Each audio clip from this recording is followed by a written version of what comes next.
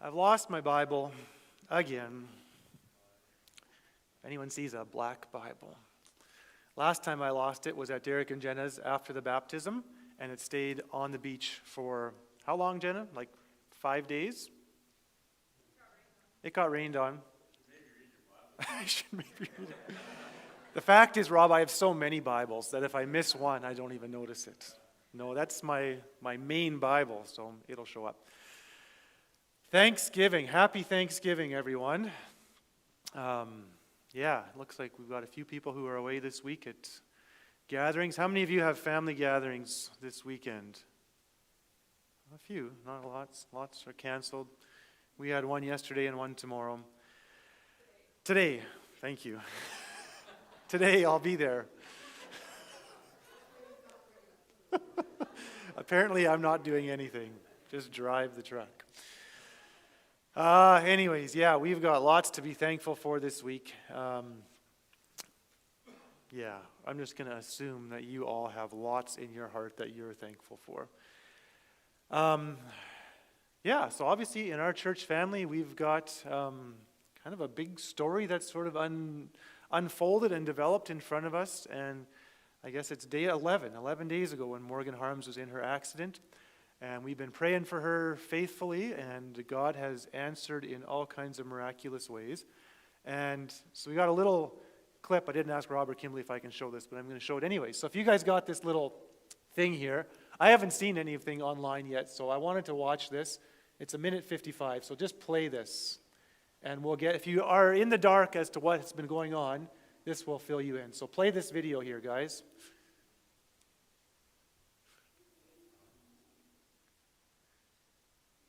Now he's trying to find, there it is, down, left. Oh, he's trying to go full screen. You can press spacebar to play it, right? Out for a run, got struck by a car, and was consequently taken to the Health Sciences Center in Winnipeg. She's got no broken bones, but had some severe head trauma and brain injury. A Manitoba farmer worrying about his daughter's health as she lay recovering in a hospital bed, returned to his farm to find friends and neighbors ready to help him harvest his crop so he could focus on being with his family. Rob Harms says he was overwhelmed by the support he's received. Harms, a third-generation farmer, says 18 men with 7 combines who were never asked to help just went to work and harvested 500 acres of soybeans in record time. These soybeans would have took this crew 4.5 hours, would have probably taken me 4 or 5 days. Harms brought his daughter home from hospital Thursday and posted a message on Twitter thanking his fellow farmers for helping him while he and his wife were focused on their daughter and her injury. In less than 24 hours, that tweet had over 57,000 interactions. I talked to a few of the guys yesterday, and it's like just kind of gave them a heads up that the media was calling and the Twitter thing went a little nuts. And it's like, and these guys didn't do it for any kind of notoriety. They just did it. And, as a society, if we can start doing that more, wherever you are, that's gonna change our world, and it's gonna send it in the right direction, and we maybe need a bit of that now. Harms says doctors are impressed with his daughter's recovery so far and that she turned 17 on Monday.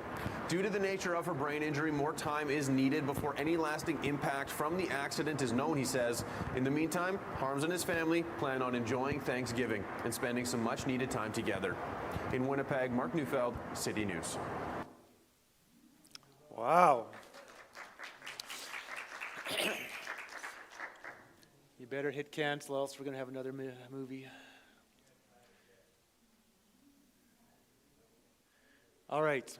I don't want to take up too much more this time. We're going to give this morning to Rob and Kimberly to share what they want to share what the last 11 days have looked like. I'll just say I've been so blessed and encouraged by this church, watching that and thinking about what we're talking about in Sunday school, about how we do life together as a witness to this world. I couldn't have had any better sermon illustration than what our church has done. And that's been such an encouragement. And just walking with Rob and Kimberly and Morgan, we got to spend time with them on Friday night and just seeing what God is doing in their hearts in this. And people are seeing their heart, a heart full of compassion and love and forgiveness in a time where not everyone would be in that state. And so I've just been so blessed by watching Rob and Kimberly go through this and just realizing that God's using this. Something's going on here. Rob, I don't know what the numbers are at for your Twitter. It was at 3.2 million on Thursday or Friday night. Are you north of that? Who knows? He is. He'll share that. What's that? You certainly didn't. Well, you can't. So Rob and Kimberly, why don't you guys come on up? We got chairs and mics for you, and tissue, which is most appropriate. Is this okay right here? Do you want all these people to come forward? Yeah. Yep. Everyone needs to displace themselves. See? I think she really did want you to come a little bit forward. You feel so far away.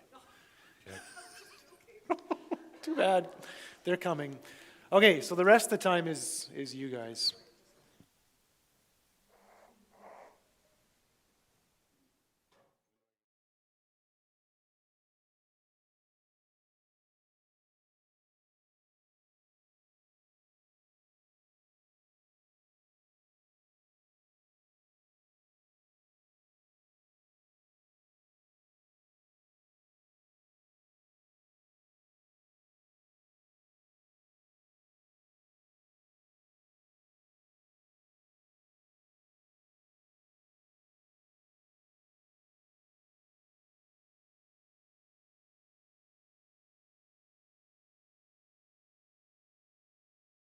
First debriefing, like this is sitting there writing it down, like I just kind of feel like I've sent like these little,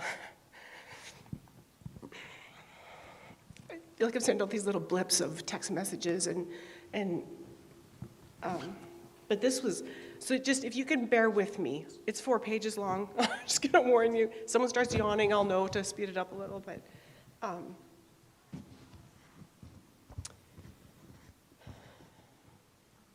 But as for me, I will sing about your power. Each morning I'll sing for joy about your unfailing love. For you have been my refuge, a place of safety when I'm in distress. Psalms 59:16. That came up on Instagram the one day when I was, Do I need to move my mic closer? We're good? We can hear now? Okay, on Wednesday, September 30th at about 10:15, Rob and I received a phone call from MCI that Morgan had gone for a run at 8 p.m. and still hadn't returned. They had people looking for her. One of her deans and a friend were looking for her along her usual jogging route. The dean was about to go back to MCI when she felt a prompting to just check down one more road where she never goes. And there she was, standing or walking, I'm not even sure which, on the road. She was acting strangely, so they called an ambulance. By the time they transported her to Altona Hospital and then to Health Sciences Center in Winnipeg, I arrived about 4 minutes before they transported her to Winnipeg, and all I could do was cradle her head in my arms and put my head to hers and tell her I love her and cry. A friend drove me to Winnipeg and dropped me off at the ER. From that point on, it was just me, her, and Jesus. I remember standing outside her ER room the first time and just took a moment to stand there.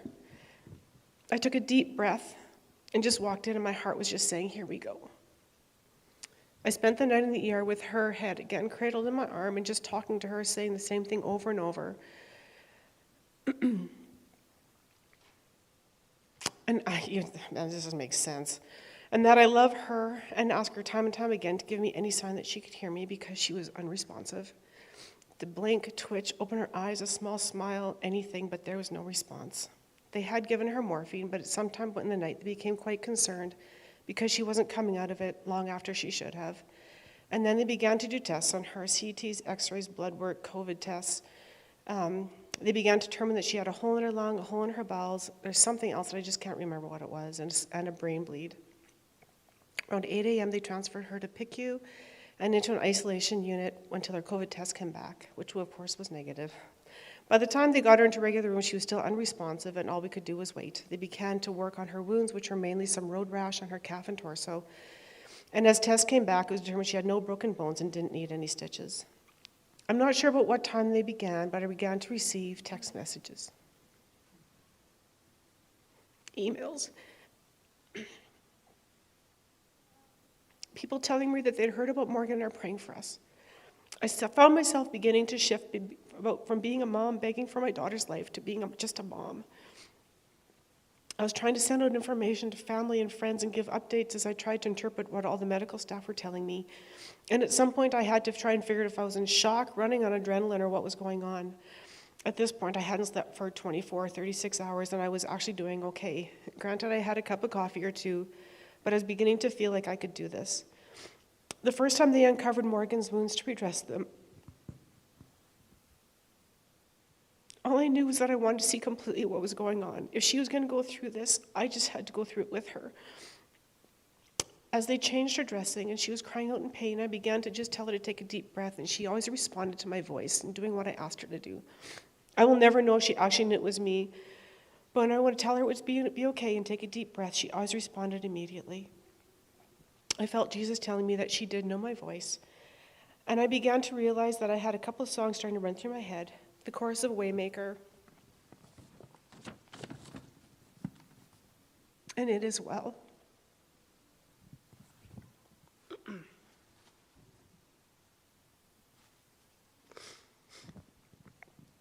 They just began to seep into my spirit, and without even realizing it, they wrapped around me like feathers wafting through the air. One of Morgan's friends' moms had texted me asking if I needed anything in the meantime, and along with snacks and some food, she sent a Bluetooth speaker, and I was able to play worship music to her almost the entire time we were in PICU. Along with these songs came a peace. I call it peace now, but I'm not sure I could actually identify it for what it was for a few days. I would probably say I felt a certain kind of guilt at certain times because I was no longer begging and pleading with God for my daughter's life. I felt like I could just sit there and be her mom, just talking to her and making sense of all the medical stuff going on, talking to the doctors and nurses. There was even an amazing social worker that came in a few times just to see how I was doing, and I'm so grateful for someone to just verbally process with.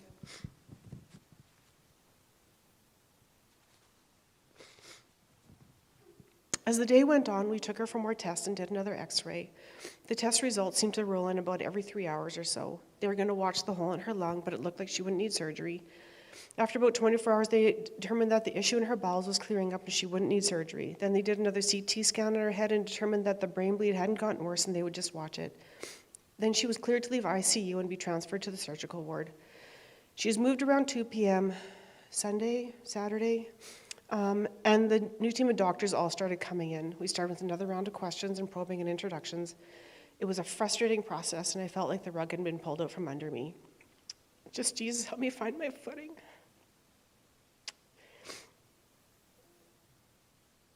Then at 5 p.m., Morgan woke up.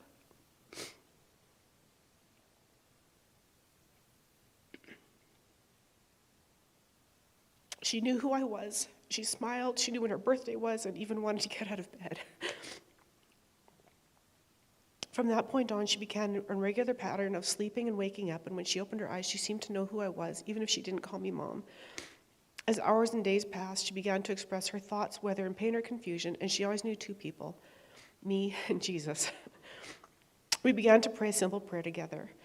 Jesus, heal my mind, heal my body, give me peace. She would repeat it after me.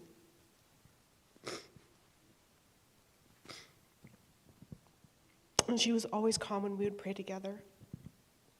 On Monday, after a long sleep, she sadly sat up in bed and declared she needed to go for a walk by myself.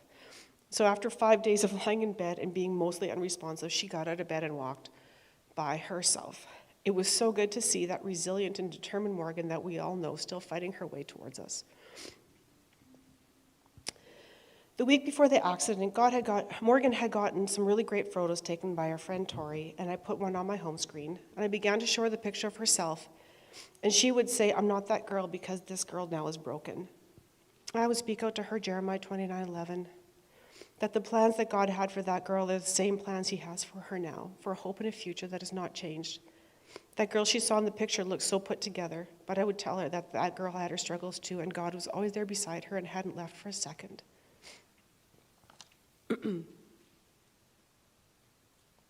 There's always a humorous side to somebody on morphine or concussions. Tuesday night was a bit rough, and Morgan was feeling very restless and began wandering and confused. I'd gone to my room in the Ronald McDonald House there within the hospital and got a phone call at 3 a.m. to please come because she was very restless.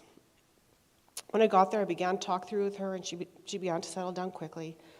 I got my nerve up, and I asked her if she knew who it was. She kind of gave me the stink eye, and she kind of was like, I know you're not Jesus. I know you're not Satan. You're in between. Yes, Morgan, you're probably right.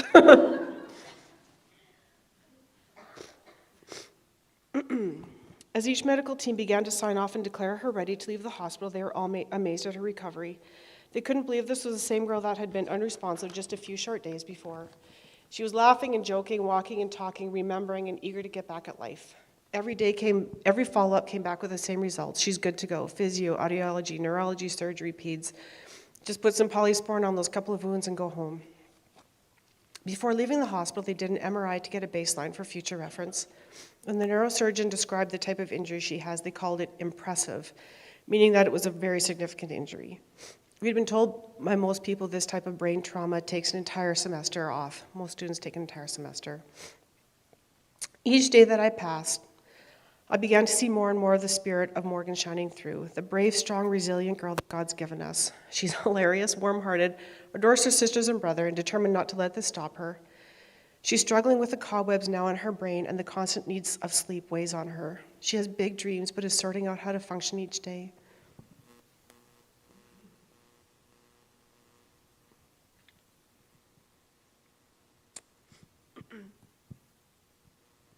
We don't know what the future will bring, but we hold tightly with both hands to the hope and future that Jesus has for her. So here are some of the facts.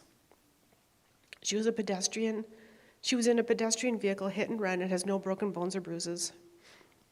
She didn't need surgery or stitches. She has no bumps on her head and only has some road rash in a couple of areas of her body. It was -5 that night, and had she been lying in the ditch and not standing on the road, it's very likely they wouldn't have found her until morning. Each internal injury began to heal itself with no further intervention needed. I felt this strange peace take over around Thursday morning, and I felt like I could just be present with her and be a mom and cease my pleading and begging God for her life and mind. I feel really guilty actually saying that out loud because it sounds like I didn't pray for my kid. I hope that makes sense, what I'm saying. What began as an email for prayer to our people grew and grew and grew. And I think literally hundreds and hundreds of people were praying for her by name.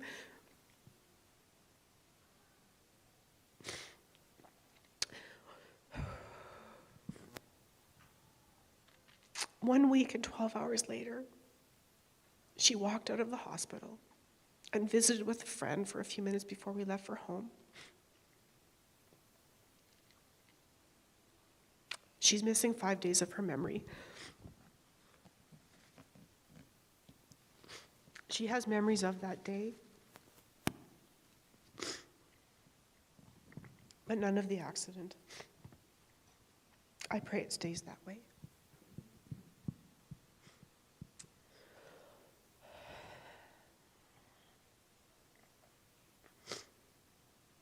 Although her short-term memory comes and goes at times, she remembers all the important things and people.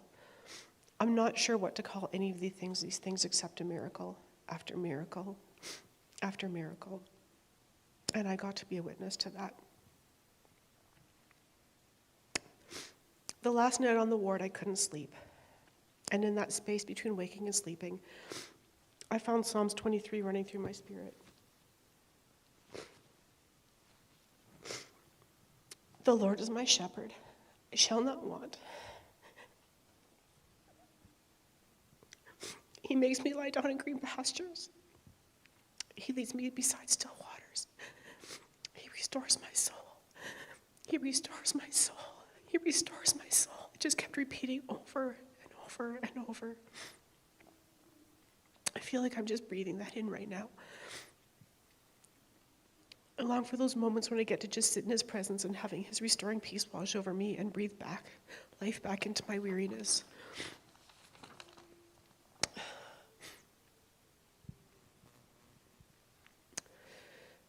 As an artist, I would expect that I'd be able to express myself better, and I'm unable. I can't find the words or a song or a picture to describe this last week. to describe how grateful I am for food and prayers, encouragement, texts, messages, looking after my family, cleaning my house.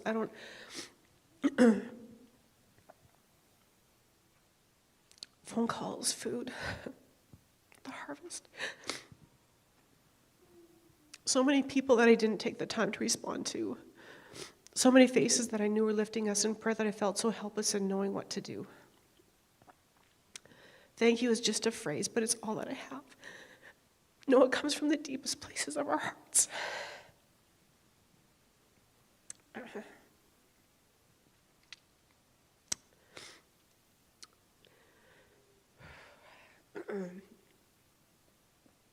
Please don't stop praying for our girl.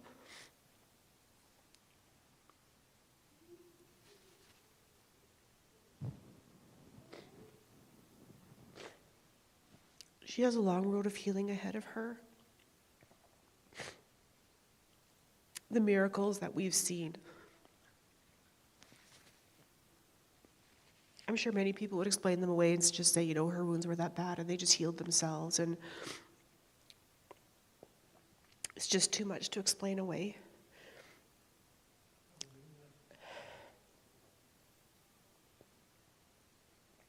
Her mind is confused, but her brain should not be where it is with the kind of injury that she has.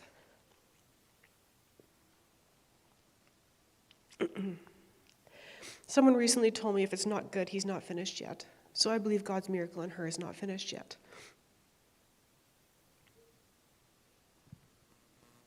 One more thing.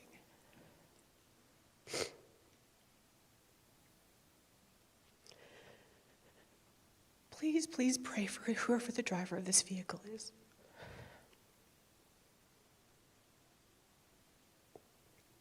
This is a terrible secret for them to live with, and there's no need for their life to be haunted by it.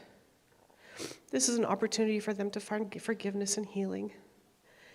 It may even be their chance to meet Jesus. Maybe our family will get to be part of all of that. I want the driver to be found, not for vengeance sake, but so they can find life and forgiveness and freedom.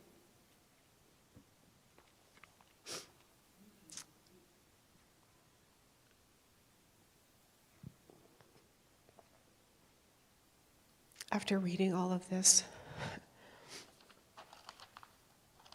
oops, doesn't matter, it's okay. I think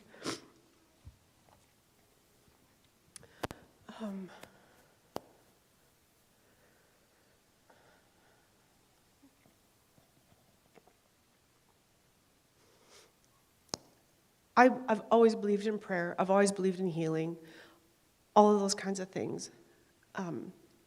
Peace that passes all understanding. I don't know how many of you can actually say you've ever experienced that. I don't know if I can really say before all of this that I really experienced that, like really, really, But like,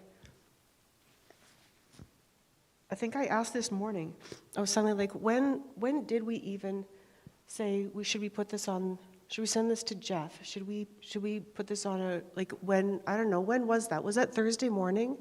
Does anybody remember when that first email came out? Was it Thursday morning? And if I look back when that sort of weird calm started coming over me, it's because you guys were praying. So many people were praying. And peace that passes all understanding.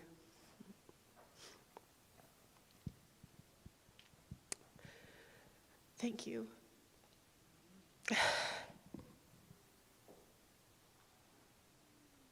Because of your prayers, the spirit realm was activated. Miracle after miracle happened. I don't know why my daughter was saved. And there's another young man that I know was killed in an accident, I think Tuesday night. Morgan is no more special than anybody else. I will never know, we will never understand why God chooses sometimes to give and sometimes take away. It's not our job to know. But I don't want to miss a single thing that he has for us in this journey. And whether she wakes up tomorrow morning and the cobwebs are gone and she's back to her normal self or not, there's so much he has for us in this journey. And thank you for walking it with us. So, my story is going to be somewhat different because I was in a different place than Kimberly, and I experienced things differently. And it might seem like, are you two guys in sync and okay? And yes, we are. And Kimberly was where she needed to be with Morgan, and I was where I needed to be. I received the call from one of the deans, and the words were, "Hey, Rob, it's Brady, and I know this Brady kid. I know his parents." I go, "Hey, Brady, how's it going?" He didn't reply. He says, "Have you heard from Morgan today?" And I go, "No, she typically ignores us during the week." He says, "Yeah, she went for a run, and at 8 o'clock, and this was at 10:30, and we can't find her." And instant panic mode. I said, "Let me see if she's talked to Kimberly." I went over there, and then there was even more panic. And a few minutes later, phone call, and yeah, we found her, and they're taking her to the hospital, et cetera, et cetera. So the story just goes from there. They took her to the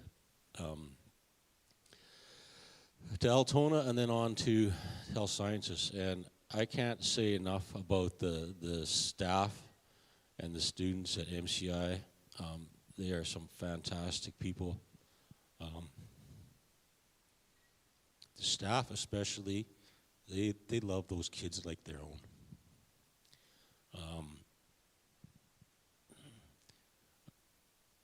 Paul and Toby's a principal, and after they found Morgan, they went out with the RCMP to the scene, and they spent, and then they went out again on their own that night, and then a bunch of them went out during the day. It's incredible amount of how those staff members and the students just were really concerned and really invested in Morgan. The support that we received from all over the place, here and everywhere, has been mind-blowing. Our phones have been, I got another text this morning from some person, and I'm not sure who it was, because they didn't tell me, and it was like, "Yeah, I just heard about the accident today, and we're praying for you." And yesterday, a text from a guy that Wyatt played hockey with years ago, his dad. "Is this you I'm hearing about on the news?" And people supporting, and just tremendous. And so I stayed home with Dakota, and Mika took a couple of days off of work, and she was home. And we were plugging away at the farm, and a little bit of those motivations seemed to have disappeared for a while. So I got to see Morgan for the first time on Sunday. We talked about it, and it's like, why? She's unconscious, you're there, I'm here. Only two of us could actually see her. The girls couldn't go in because of COVID restrictions. Let's wait till it's the right time. So Morgan had come around a little bit Saturday, so we decided that Sunday was the day. And Morgan and I we greet each other in an interesting, dynamic way. She'll walk in, and it's largely in the tone of voice. I'll go, "Hi, Mo." And she replies, "Hi, Dad." Kind of the same inflection. So when I walked into that hospital room on Sunday, I didn't know what I was going to see. And there was Morgan kind of sleeping there. And she kind of woke up and looked up, and I did, "Hi, Mo." "Hi, Dad."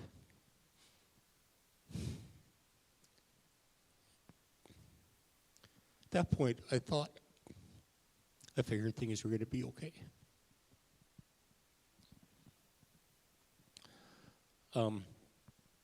the support goes on, and got a call from Irv. Said, yeah, we're got some guys that want to come combine. And I'm like, well, weather's good. Like, I'm good. Like, oh, I've got some canola to finish up, and we'll talk. No, yeah, don't argue with Irv. Irv's, yep, we're coming. We got some guys.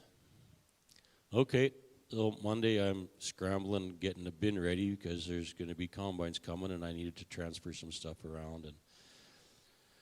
And Tuesday morning, it was Tuesday, Derek. Did you call me Tuesday? Yeah. Derek says, yeah, we're coming too. And, yeah.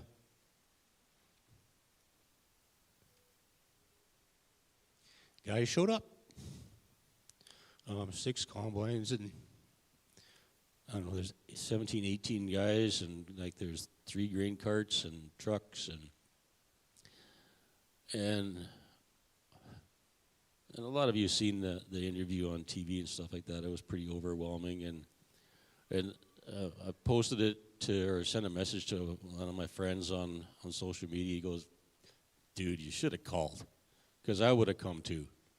And I know that there would have been, had we put the word out, there would have been a lot more combines there than 7. 7 was plenty. It was a little chaotic at times. But the support was absolutely tremendous from within the church here, within the community, and even outside the community. It was absolutely outstanding. So I thought I would a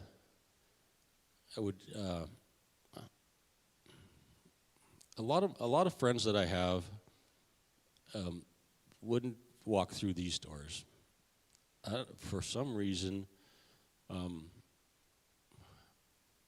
like hanging out with the guys that are a little rough around the edges, and they tolerate me or something. I'm not sure. And to one of those guys, I sent him a message. I said, hey, can I blow your mind? And his response was, try me. And I says, and he knew about the accident. I said, you tell me how a person that was out for a run that gets hit by a vehicle, how does that person walk down the road? And the response was, man, even I know that someone, I can tell you this, that someone was looking after her. I said, yeah, you're probably right. He says, now it's time to blow your mind. And he told me a story of someone who had cancer, and they were at an 8% chance of survival, and they had some surgery, and 60 days later there was 0 cancer to be found. He goes, how's that? He says, yep. And my reply was, you know who did that, right? And he goes, yep, I do. And I kind of replied to him. I says, I don't need to preach to you. I don't need to tell you I'm not gonna, but you know. And this guy's reply was, yep, I'm learning. I'm a bit of a slow learner. I'm a little rough around the edges, but I'm getting it. And that interaction to me was awesome. It was like, never mind the trauma we're going through, but I got to share some God stuff with a friend of mine. And then God said, hey, Rob, watch this. And I posted on Twitter. Yeah, some of you, well, you've seen the tweet, and the intent was to show that, or to tweet to some of my friends in agriculture that aren't right in our area. And then the phone started dinging with likes and retweets and so forth and so on. It got to the point where right now it's at 3.4 million views. There's 56,000 likes, and 850 people responded directly to me on Twitter. the media got a hold of everything, and then the day we were bringing Morgan home, they were asking for interviews, and I'm like, nope, not today. So the next day, it'll be whatever day that was. I spent the morning doing interviews and talking to media. Later that afternoon, I went out to the combine to finish up a little bit of canola, and CBC National called. They wanted to do a Zoom interview, and I go, we'll give it a go. I'm out in the combine. I've never done a Zoom interview with CBC National from the combine, and it wasn't really on my bucket list, but here we go. At the end of that interview, the person doing the interview said to me, and they're from Ottawa, and it's like, thank you for sharing that. I'm a Christian, and I'll be praying for your daughter this weekend. And it kind of took me by surprise, and at that point, I don't know, I was a little bit numb to all this stuff, and I was hoping to be done with media, and I'm like, thank you. And going through some of the Twitter responses, they were, thank you, that's what I needed today. We'll be praying for you. That happened to my family. Several instances of that. People from expressing concern and prayers from Scotland, Ireland, Uganda, Philippines, Australia, Alaska. Absolutely astounding. And then it hit, of course, it hit the media, and now it's gone nationwide, and people, I don't know how many people have seen that. I don't know how many people have seen it on Facebook or on Instagram. What we started out, or the guys started out to do, to just kind of help me and help us and to support our family, just got a little bit bigger. And I'm not sure what God's doing here, but he's doing something. And it's going to be very interesting to see how that rolls. Part of the support and the part of the difficulty too is Wyatt's down in Montana, immersed in studies. A lot of people contacted him from here, sent him a text of encouragement, and just thank you so much for those that did that, and some of my friends outside of church that did the same thing, and he definitely felt that support. And going back to Morgan, the amount of people that were praying for him, my friend Harv Gerbrandt, which is Walt and Don's brother, he's been gone from here for a long, long time. We did shenanigans stuff together as teenagers. He sent me a text. He says, yeah, our life group, our care group has been praying for you and praying for Morgan.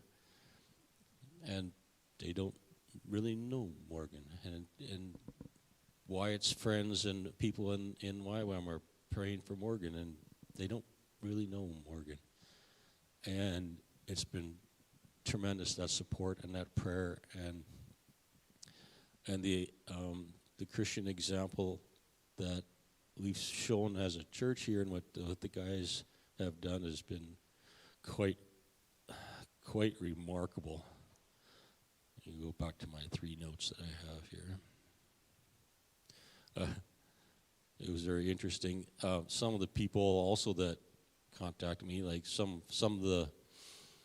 people that were former Snowflake residents or that lived in Snowflake years ago. A former MCI teacher sent me a message. Saturday morning, the phone rang, and Mika answered and goes, well, I'll let you talk to my dad. And I said, hello. And he goes, hello, Rob, this is Brian Palliser. And the premier of our province called to offer his encouragement and support and that's like, what is going on? That's absolutely crazy. So we're on day 11, and we got a ways to go. So when I watch Morgan and interact with Morgan, her filter is kind of porous. She says stuff that is absolutely funny, but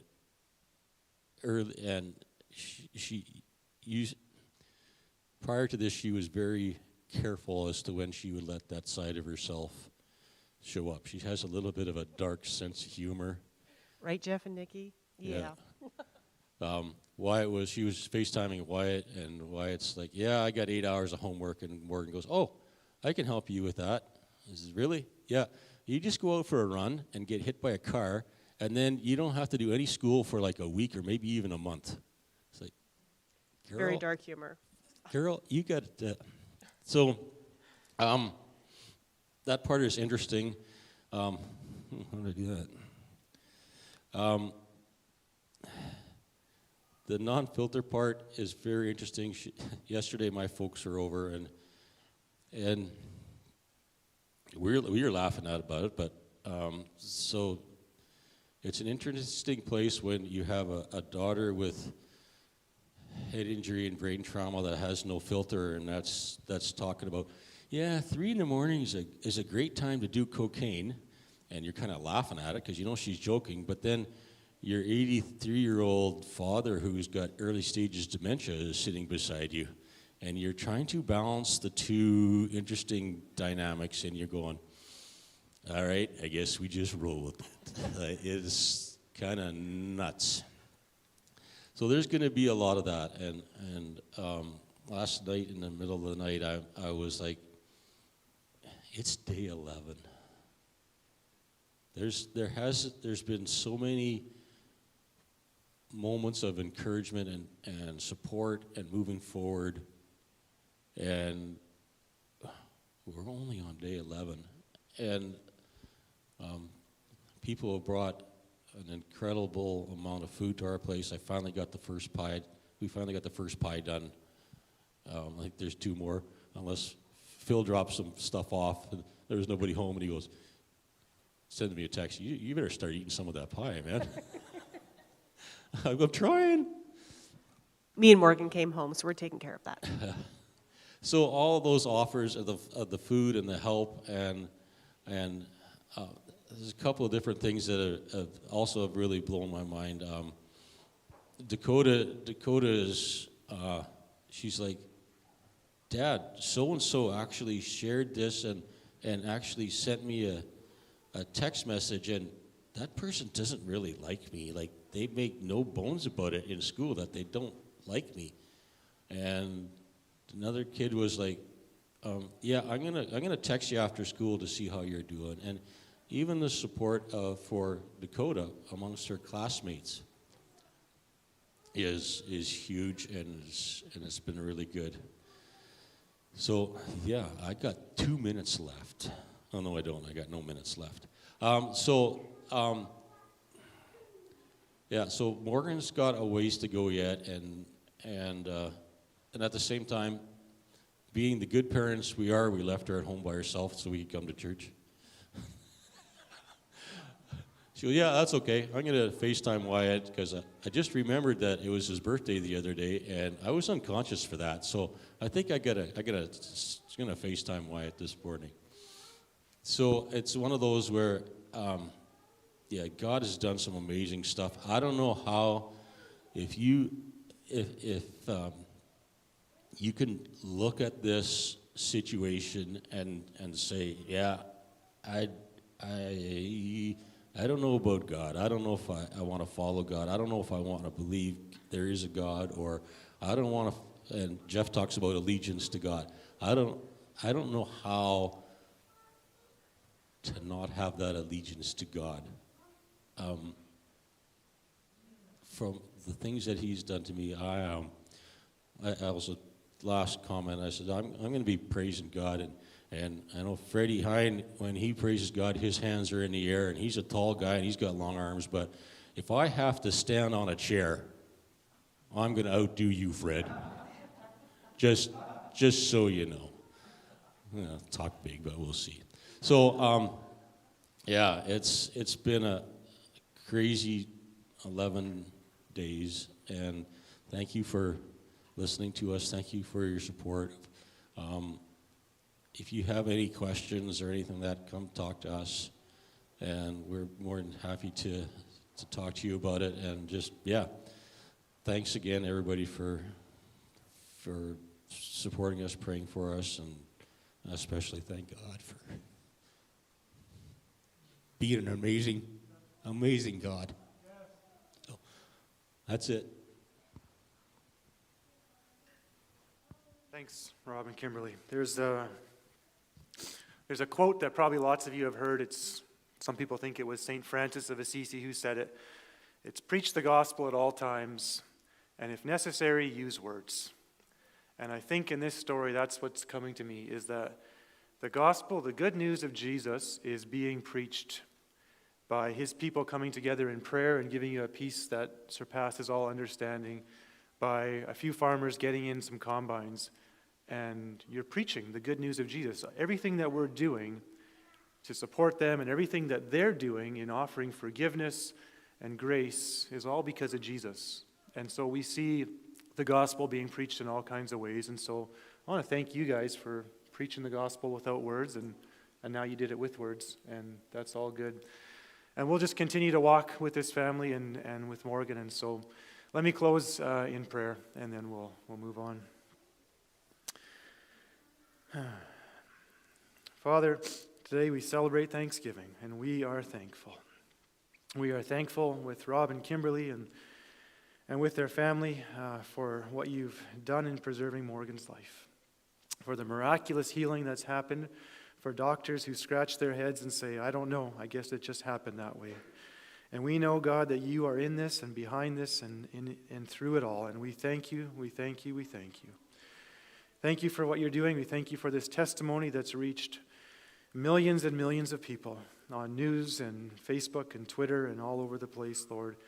And I thank you that people are being moved towards you in little steps, wherever they're at, through Rob and Kimberly's testimony, through their grace, through their forgiveness that they offer because they recognize the forgiveness that you've offered them. And so I pray that you would give them strength to continue walking in this. We pray for Morgan. We pray for continued and full healing, Father. We pray in Jesus' name that you would clear her mind and heal her body, Lord, and that she would continue to astound doctors, and that her life would be a testimony and a story that she'll be telling for the next 60 or 70 years of your goodness in her life. And so we thank you for your son, Jesus. We thank you for what he has done in our lives, and we want to honor him in all that we do through this. We pray this all in his name. Amen. Thanks, Rob and Kimberly, for sharing.